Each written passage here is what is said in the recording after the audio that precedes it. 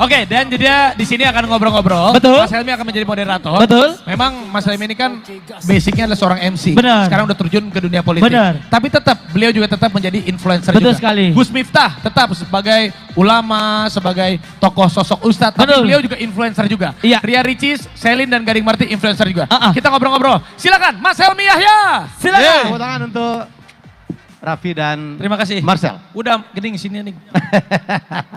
Oke, bismillahirrahmanirrahim. Assalamualaikum warahmatullahi wabarakatuh. Selamat sore, salam sejahtera untuk kita semua. Om Swastiastu, Namo Buddhaya, salam kebajikan. Terima kasih dapat kehormatan untuk memandu talk show. Cuman waktu setengah jam nih. Ya, dengan tamu-tamu yang keren banget. Tepuk tangan untuk tamu-tamu saya.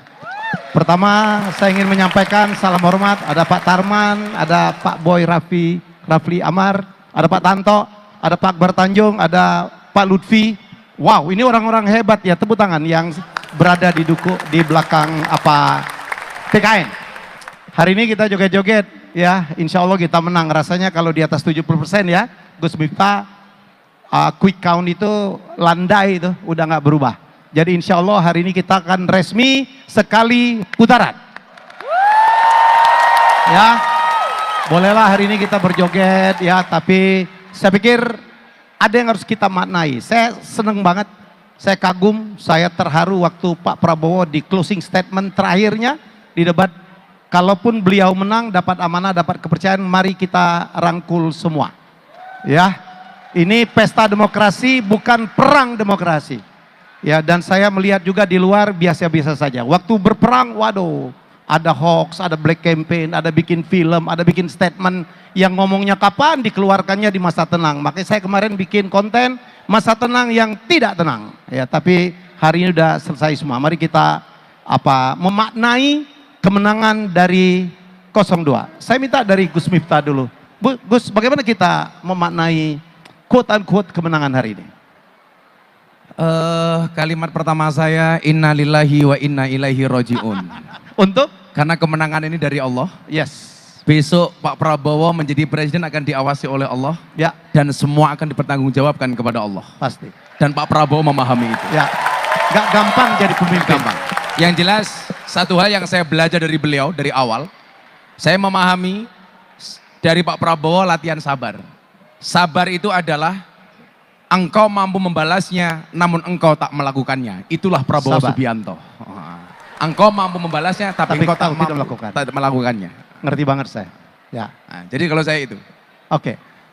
Dan hari ini luar biasa. Beliau yang dijatuhkan, beliau yang diolok-olok macam-macam.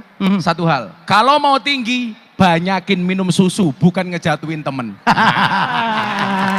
Oke. Oke. Baik. Kemenangan 02 itu adalah kemenangan anak-anak muda. Ya, kemenangan pemimpin muda. Betul ya. Saya juga terharu pada saat closing statement Pak Prabowo bilang, jadikanlah saya jembatan. Ya, untuk anak muda untuk menjadi pemimpin di masa depan. Wah, itu keren tuh. Itu keren. Tahun 2024 saya katakan adalah tahun transisi, memberikan kepercayaan kepada anak-anak muda untuk mulai memimpin negeri ini. Ya. Jadi kalau kaum milenial, ya, anak muda, ya Gen Z, ya banyak sekali bergabung di dalam 02, itulah alasannya. Kita lihat Gibran dikatain belimbing sayur, mana tuh yang ngatain ya? Dikatain asam sulfat, dikatain takut debat. Ya tahu-tahu waktu debat dahsyat tuh. Ya jadi menurut saya, mari kita sambut ya anak-anak muda. Ini adalah tahun kemenangan untuk anak-anak muda. Teruskan.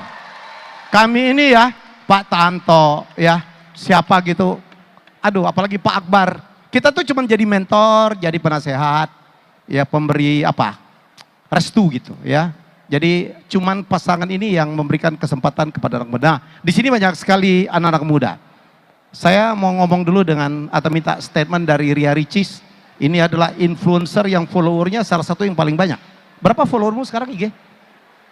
Apalah arti sebuah angka, yang penting Bapak menang. Oke, Ria Ricis, Ya. silakan. Assalamualaikum warahmatullahi wabarakatuh. Waalaikumsalam. Iya. Masya Allah, melanjutkan dari Gus Miftah, Bapak mengajarkan kita bahwa naiklah tanpa menjatuhkan orang lain. Setuju? Dari awal, saya kan selalu ngikutin tapi dari TikTok. Karena kan memang dari awal Ricis baru ngikut dari waktu Cawapres, karena ada beberapa pekerjaan yang harus diselesaikan. Kemudian saya banyak sekali melihat dari luar ya, Bapak dijatuhkan, Mas Gibran disenggol sana sini, tapi saya melihat Bapak sangat sabar. Dan itulah yang membuat kita semua banyak belajar, dan yang paling penting adalah selalu yakin bahwa orang hebat tidak akan pernah menjatuhkan orang lain. Untuk Bapak, untuk Mas Gibran, untuk Pak Prabowo tersayang, kebetulan beliau mirip sekali sama papa saya ya. Jadi memang rasa cinta itu ada dari hati. Bapak tenang aja, kami semua anak muda dan kami semua sekarang bersama Bapak hingga akhir hayat kami. Terima kasih. Oke, saya ke Gading dulu lah. Ya. Siap. Ngomong dong nih, kenapa anak muda, kenapa Gading Marten akhirnya bergabung? Atau karena ada Raffi Ahmad?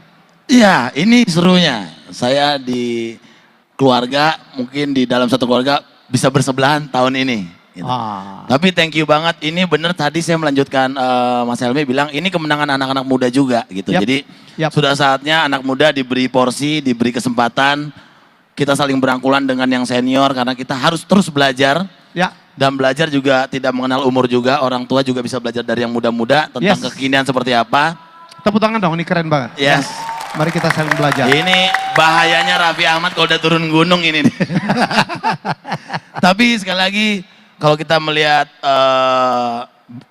truly fighter itu Pak Prabowo, berarti kita mesti belajar dengan keikhlasan beliau, dengan kegigihan beliau, tidak pernah ada kata menyerah, dan satu lagi saya selalu menggarisbawahi keikhlasan Pak Prabowo untuk memimpin Indonesia, selalu berjuang untuk Indonesia apapun dia take everything for Indonesia. Jadi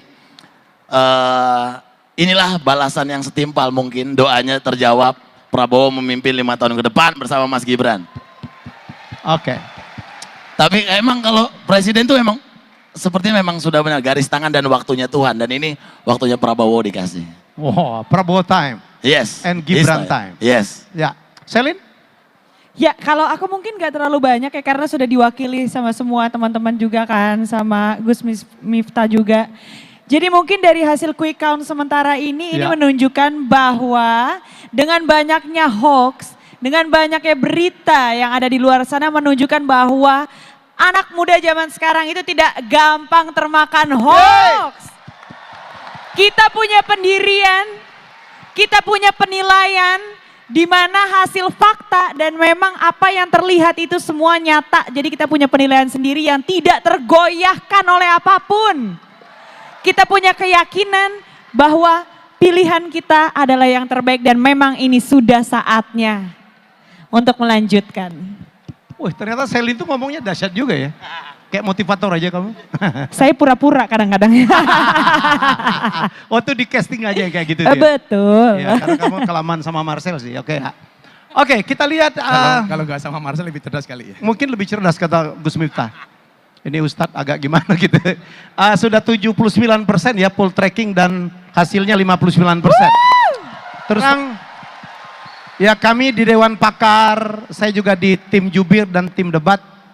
Kita meramu semuanya dan kita juga tidak ekspektasi suaranya setinggi ini. Ya, dan kita khawatir kemarin. Minggu tenang, masa tenang yang tidak tenang ya. Itu wow, kita khawatir banget. Ya, jadi kita khawatir suaranya akan turun. Ternyata begitulah Pak Prabowo. Persis kayak Pak Jokowi. Makin dinyek suara rakyat makin banyak. Perhatikan ya, dan ternyata betul kata Selin, anak-anak muda tidak terpengaruh dengan hoax. Dan mereka sangat cerdas membedakan ini benar atau tidak. Jadi kemenangan 02 sekarang bukan karena Dewan Pakarnya paling keren loh. Profesor, doktornya banyak banget. Ya, tetapi saya pikir bukan itu. Ini adalah kemenangan rakyat. Betul ya Gus Miftah? Dan rakyatnya paling banyak adalah kemenangan anak muda. Ya, mungkin Gus Miftah ingin memberikan penekanan-penekanan. Saya termasuk orang awal yang melakukan PDKT kepada Mas Gibran sejak bulan Ramadan. Ketika saya ditanya sama teman-teman, Gus Miftah itu mendukung Pak Prabowo kapan? Saya bilang, Ru'yatul Hilal belum nampak, saya sudah isbat. Oke. Saya sudah menyatakan mendukung. Oke. Kemudian perjalanannya adalah, saya bilang sama Mas Gibran Anda layak. Kenapa? Karena bagi saya anak muda itu banyak karya, bukan banyak gaya. Ya. Dan Mas Gibran Ya. sudah menunjukkan karyanya di Solo. Oke. Kemudian saya kenapa kemudian gampang jualannya di kalangan pesantren umpamanya Mas? Nah, 3 hal umpamanya. 3 hal yang kemudian menjadi Oke. program Prabowo Gibran, Mas Helmi, yang saya gampang untuk menjualnya. Yang pertama, soal food estate. ya. Itu sudah ada sejak Nabi Yusuf. Nabi Yusuf itu menyiapkan lahan pertanian selama 7 tahun untuk menghadapi kekeringan. Food estate, Nabi Yusuf. Nabi Yusuf ya. Kemudian Nabi Ibrahim, setelah merenovasi Ka'bah, Allah katakan kepada Ibrahim, Ibrahim, sesungguhnya satu bungkus nasi untuk orang lapar, Ya. itu bagiku kata Allah, lebih bagus daripada merenovasi Ka'bah. Oke. Itu artinya apa? Makan siang gratis. Yang ketiga, Rasulullah memerintahkan agar hasil buah anggur itu dijadikan kismis, itu hilirisasi. Bisa Artinya apa? Programnya Pak Prabowo itu semuanya mencontoh Nabi Yusuf soal food estate, mencontoh Nabi Ibrahim soal makan siang, Oke. dan mencontoh Rasulullah Muhammad soal hilirisasi. Hilirisasi. Jadi kita jualannya enak bro. di pesantren ya. Saya waktu kami Ada diskusi. Jenderal Dudung. Oh, Pak Jenderal, wah Pak Dudung. Tepuk tangan dong, Pak Dudung ada di sini. Kalau beliau ada di sini aman kita. Beliau luar biasa bro. Oh iya. Jadi kasat karena baliho. Ya, beliau. Kurang ajar bisa. Dia bilang jadi kasat gara-gara baliho. Gara-gara baliho. Oh, lawan. Orang nggak berani, beliau berani tuh. Berani. Dari mana sih dapat keberanian itu Jenderal Dudung? Oh ya, saya juga ingin mengundang Mas, ini orang luar biasa juga, kami di Dewan Pakar banyak memberikan masukan, beliau jadi jubir juga. Mas Hasan Nasbi, kami mohon untuk naik ke atas pentas. Mana Mas Hasan Nasbi? Oh ada Pak Agus juga. Hai bos. Oke. Oke, naik. Beliau ini punya sejarah yang luar biasa terhadap Pak Prabowo dan sekarang menjadi pendukung yang luar biasa. Aku mau nanya itu aja Mas Hasan. Ya, oke. Ya. Tuh. Kenapa Mas Hasan begitu bersemangat kalau membela Pak Prabowo? Kayaknya Mas Hasan nggak bersemangat deh. Landai tapi tak. Itu cara komunikasi beliau. Monggo Mas. Ya, bulan Januari 2023, Ya. saya kumpulkan semua anak kantor. Waktu itu saya punya data terbaru, kemudian saya bilang, masih kalah waktu itu. Ya. Kalah masih nomor 2 waktu itu. Oke. Tapi saya bilang kita nggak usah pikirin lagi yang lain, presidennya ini. Ya. Terus saya dengan lancangnya, saya kirim ke Bang Dasko. Bang, ini presidennya nanti Prabowo bang. Ya. Bang Dasko datang kantor saya, Ya. bulan Januari itu, dia bilang, lu gimana caranya nomor 2 ini yang jadi presiden? Gitu. Oke. Saya baca data bang, bukan melihat data. Oke. Saya baca data. Kalau saya bacanya seperti ini nanti berapa bulan lagi pasti nyalip bang. Pasti akan menyalip. Bagaimanapun caranya ini pasti akan salip. Oke. Karena sudah terbiasa baca data. Terus dia bilang, kalau benar gue bawa nih katanya. Kata Bang Dasko. Terus saya bilang, ya bang silakan bawa. Gue baru kali ini survei nomor 2 lu bilang ini yang jadi presiden katanya. Dukun bukan ya? Hah? Dukun bukan. Bukan dukun, Cenayang bukan. kita baca data aja. Ilmu hitung-hitungan. Iya. Tapi kalau secara chemistry, saya melihat Pak Prabowo itu punya kebesaran hati yang sukar ditakar oleh manusia biasa. Ketika beliau mau menerima jadi menterinya Pak Jokowi, buat saya itu menakar kebesaran jiwanya pakai apa? Rival selama 2 periode, Ya. kemudian bersedia menjadi menterinya Pak Jokowi. Menteri itu kan pembantunya presiden kan? Iya. Ya. Ya. Ini rival nih, setara nih. Ya. Oke lah kalah, tapi kan rival.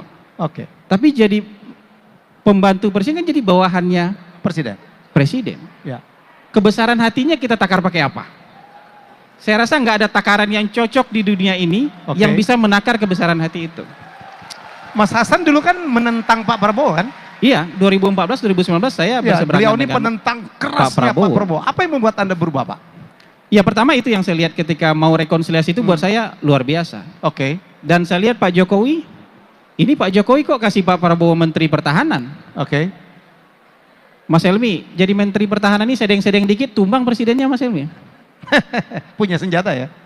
Iya kan? Ya. Kalau agak, tapi beliau tunjukkan loyalitas yang Ya. luar biasa. Nah kalau belajar ilmu hikmah dari Gus Miftah, kita Januari dapat COVID. Coba bayangkan coba, kita dalam keadaan COVID tapi punya oposisi sekuat Pak Prabowo. Jalan nggak kira-kira pemulihan ekonomi, pemulihan kesehatan? Pasti sulit. Pasti sulit. Karena ketika COVID, ini negara harus agak-agak otoriter dikit nih. Oke. Harus pakai tangan besi nih, vaksin dipaksa, Ya. ya kan? Tes swab dipaksa, semuanya dipaksa.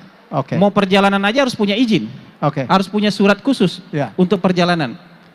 Cara-cara otoriter dan tangan besi kayak gini nggak mungkin terlaksana kalau oposisinya masih sekuat Pak Prabowo. Jadi kebesaran hati Pak Prabowo, kebesaran hati Pak Jokowi, kemudian kita menghadapi COVID, mereka sudah lebih dulu rekonsiliasi, membuat negara kita jauh lebih baik. Ya, negara kita lebih cepat pulih dari COVID, ekonominya lebih cepat pulih, kesehatannya jauh lebih cepat pulih karena pemerintahan efektif. Buat saya ini orang berdua orang baik. Kalau mereka mempertahankan ego masing-masing ini kacau balau kita pas COVID. Indonesia. Baik. Jadi buat saya ketika dua orang ini memperlihatkan kebesaran jiwa yang luar biasa, negarawan. saya itu negarawan, levelnya negarawan. Jadi buat Ya. saya enggak, ini bukan rekonsiliasi dua orang.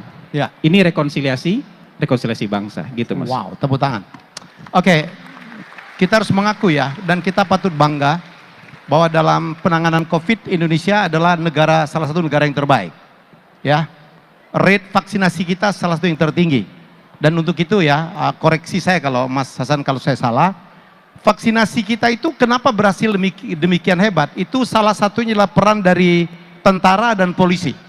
Ya, jadi tepuk tangan untuk bapak-bapak TNI dan juga polisi.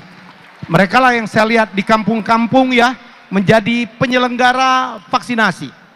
Ya, mereka tidak berperang aja, tetapi juga memang turun ke bawah. Jadi sekali lagi terima kasih ya Pak Dudung, Pak Boy semuanya, Pak Tarman juga. Ya saya ngelihat di kampung-kampung bahwa yang turun adalah polisi dan tentara yang membuat rakyat akhirnya mau dibujuk untuk vaksin. Di luar negeri susah banget. Ya susah banget terjadi. Jadi menurut saya betul ya, gabungan antara Pak Jokowi dan Pak Prabowo adalah bergabungnya dua negarawan, bergabungnya Indonesia. Semoga setelah ini ya seperti janji Pak Prabowo yang sudahlah ya, pertarungan sudah selesai, pesta sudah selesai, mari kita memikirkan membangun bangsa dan mari kita saling berangkulan. Setuju ya? Mungkin Gus Miftah mau. Kalau saya dari awal mengatakan sama Pak Prabowo, Mas, saya berani milih dan saya berani nagih. Enggak cuman milih. Enggak cuman milih, Oke. harus kita nagih. Nagih apa yang sudah menjadi janji kampanye Pak Oke. Prabowo. Hari ini nggak penting bagi saya Pak Prabowo jadi saya harus dapat apa, nggak penting bagi saya. Ya. Tapi lebih penting adalah hari ini bagaimana memastikan program-program Pak Prabowo sesuai Oke. janji kampanyenya. Itu yang perlu kita pastikan. Ini keren ya. Ini kalau gini kan udah seliweran tuh ya, calon-calon kabinet gitu kan. Wah udah muncul saya. Gus Miftah katanya disuruh salah satu menjadi menteri agama. Bagi saya percaya diri itu baik, tapi sadar diri jauh lebih baik. Oke. Waktu saya tidak banyak ini, saya minta mungkin closing statement dari Gading. Ya, Lu mau kalau- jadi menteri nggak apa-apa, apa? kalau- Menpora? Saya enggak, saya support aja. Saya wali kota Salatiga aja, pulang kampung. Iya tapi benar kalau misalnya kita melihat kegigihan Pak Prabowo dan Mas Gibran, sedemikian udah berapa belas tahun Pak Prabowo menginginkan ini gitu. Dari dalam hatinya menginginkan ini, berarti sekarang sudah terpilih, insya Allah terpilih dan akan melakukan ini 5 tahun ke depan. Kita doakan Pak Prabowo panjang umur, sehat-sehat, supaya benar kita Amin. bisa, amin, ya, Amin. supaya kita bisa benar menagih apa yang tadi Gus Miftah bilang, menagih apa yang sudah dijanjikan. Oke. Karena yang dijanjikan bukan cuma 1-2 orang, tapi rakyat Indonesia. Ya. Jadi kepemimpinan Pak Prabowo dan Mas Gibran ini harus legendary. Di waktu yang sedemikian, ini harus legendary. Kalau mereka mau melanjutkan benar yang terbaik dari Pak Jokowi yang sudah lakukan. Yang perlu dibenahi. Yang pasti kita di sinilah yang harus siap mengawal dan siap menagih. Gitu. Siap. Ricis mungkin? Atau Selin dulu, Selin. Ya, Selin. Ricis. Saya yakin 1000% Bapak akan menjadi pemimpin yang tulus, ikhlas,